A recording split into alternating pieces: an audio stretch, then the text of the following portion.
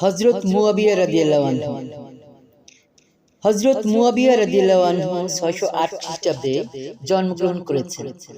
রাসূলুল্লাহ সাল্লাল্লাহু আলাইহি সাল্লামের হিজরতের সময় তার বয়স ছিল ১৮ বছর। তার বংশ পঞ্চম পুরুষে এসে রাসূলুল্লাহ সাল্লাল্লাহু আলাইহি ওয়াসাল্লামের বংশের সঙ্গে মিলে যায়। তিনি উম্মুল মুমিনিন উম্মে হাবিবা রাদিয়াল্লাহু আনহা এর সহোদর ভাই ছিলেন। তিনি মক্কা বিজয়ের সময় রাসূলুল্লাহ সাল্লাল্লাহু আলাইহি ওয়াসাল্লামের হাতে বায়াত গ্রহণ করে ইসলাম প্রকাশ করলেও মূলত হিজরতের আগেই তিনি গোপনে ইসলাম গ্রহণ করেছিলেন। এজন্যই তিনি বদর, উহুদ, খন্দক সহ কোনো যুদ্ধেই মুসলমানদের বিরুদ্ধে যুদ্ধ করতে আসেননি। মুয়াবিয়া রাদিয়াল্লাহু আনহু আল্লাহ প্রদত্ত অসাধারণ বুদ্ধিমত্তা ও যোগ্যতার অধিকারী ছিলেন। রাসূলুল্লাহ সাল্লাল্লাহু আলাইহি ওয়াসাল্লামের কাছে তিনি এতই নির্ভরযোগ্য ব্যক্তি ছিলেন যে তিনি তাকে ওহী লেখার দায়িত্ব দিয়েছিলেন। তিনি ফকিহ সাহাবীদের অন্তর্ভুক্ত ছিলেন। রাসূলুল্লাহ সাল্লাল্লাহু আলাইহি ওয়াসাল্লাম থেকে তার সূত্রে ১৬৩টি হাদিস বর্ণিত হয়েছে। সর্বপ্রথম তিনি ইসলামের ইতিহাস রচনা করেছেন। হযরত উম্মে হারাম রাদিয়াল্লাহু আনহা বলেন, আমি রাসূলুল্লাহ সাল্লাল্লাহু আলাইহি সাল্লামকে বলতে শুনেছি, আমার উম্মতের সর্বপ্রথম সামুদ্রিক অভিযানে অংশগ্রহণকারী বাহিনীর জন্য জান্নাত অবধারিত। এই হাদিসের ব্যাখ্যায় মুহাল্লাব রাদিয়াল্লাহু আনহু বলেন, হাদিসটিতে হযরত মুয়াবিয়া রাদিয়াল্লাহু আনহু এর ফজিলত বর্ণিত হয়েছে, কেননা হযরত মুয়াবিয়া রাদিয়াল্লাহু আনহু ছিলেন ওই বাহিনীর সিপাহ সালার। হযরত আব্দুর রহমান ইবনে আবি উমাইরা রাদিয়াল্লাহু আনহু বলেন, রাসূলুল্লাহ সাল্লাল্লাহু আলাইহি ওয়াসাল্লাম মুয়াবিয়ার জন্য দোয়া করেছিলেন, হে আল্লাহ, মুয়াবিয়াকে সঠিক পথে পরিচালনা করুন ও তাকে পথ প্রদর্শক হিসেবে কবুল করুন। একবার মুয়াবিয়া রাদিয়াল্লাহু আনহু রাসূলুল্লাহ সাল্লাল্লাহু আলাইহি ওয়াসাল্লামের ওযুতে পানি ঢেলে দিচ্ছিলেন। তখন রাসূলুল্লাহ সাল্লাল্লাহু আলাইহি ওয়াসাল্লাম তাকে বললেন, হে মুয়াবিয়া, যদি তোমাকে আমির নিযুক্ত করা হয় তাহলে আল্লাহকে ভয় করবে এবং ইনসাফ করবে। মুয়াবিয়া রাদিয়াল্লাহু আনহু বলেন, সেদিন থেকেই আমার বিশ্বাস জন্মেছিল যে এই কঠিন দায়িত্ব আমার উপর এসে পড়বে। হযরত ইবনে আব্বাস রাদিয়াল্লাহু আনহু সূত্রে বর্ণিত, একদিন জিবরাইল আলাইহিস সালাম রাসূলুল্লাহ সাল্লাল্লাহু আলাইহি ওয়াসাল্লামের কাছে এসে বললেন, হে মুহাম্মদ সাল্লাল্লাহু আলাইহি ওয়াসাল্লাম, মুয়াবিয়াকে সদুপদেশ দিন, কেননা সে আল্লাহর কিতাবের আমানতদার ও উত্তম আমানতদার। খোলাফায়ে রাশিদিনের যুগে গুরুত্বপূর্ণ দায়িত্ব পালন করেছিলেন হযরত মুয়াবিয়া রাদিয়াল্লাহু আনহু।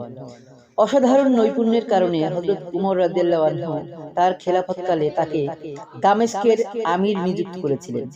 হযরত উসমান রাদিয়াল্লাহু আনহু তাকে পুরো শামের অর্থাৎ সিরিয়ার আমির নিযুক্ত করেছিলেন। তাদের খেলাফতকালে মুয়াবিয়া রাদিয়াল্লাহু আনহু ইসলামের বহু যুদ্ধে নেতৃত্ব দিয়ে অনেক দেশ জয় করেছিলেন। হযরত মুয়াবিয়া রাদিয়াল্লাহু আনহু চরম সংকটাপন্ন পরিস্থিতিতে খেলাফতের দায়িত্ব গ্রহণ করেছিলেন। তিনি সব ফিতনা দমন করে শান্তি ও নিরাপত্তা ফিরিয়ে আনেন।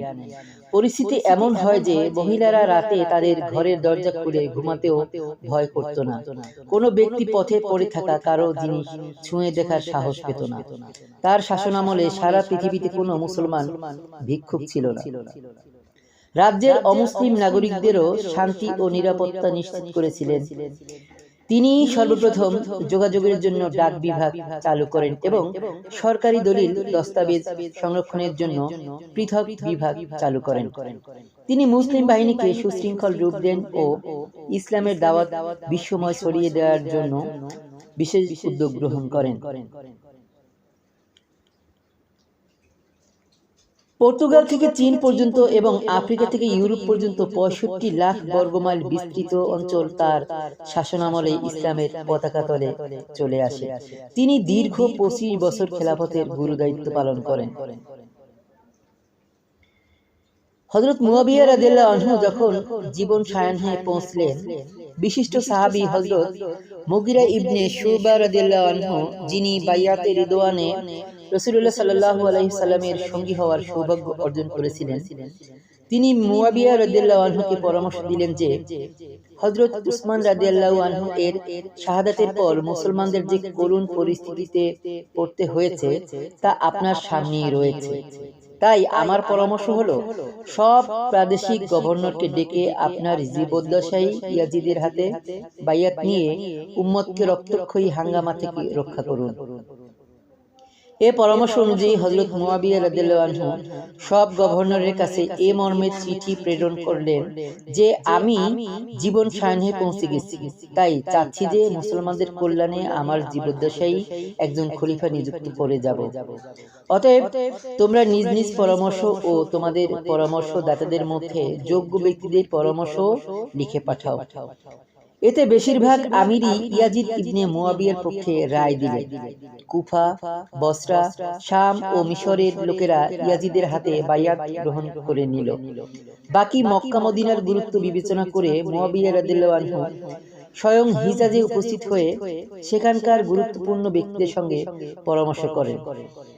এতে মক্কা মদিনার জনসাধারণও ইয়াজিদের বায়াত গ্রহণ করে নিলেন।